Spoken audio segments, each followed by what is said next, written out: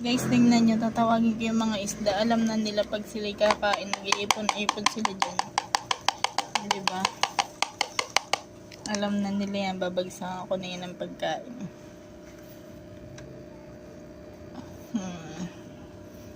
Diba? Alam na nila yan, pag magpapakain na ako.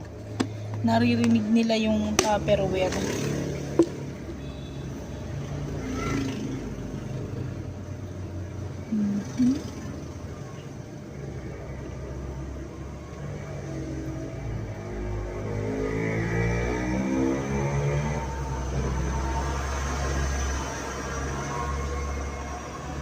Madami yung mga bagong panganak na mga baby na gapi.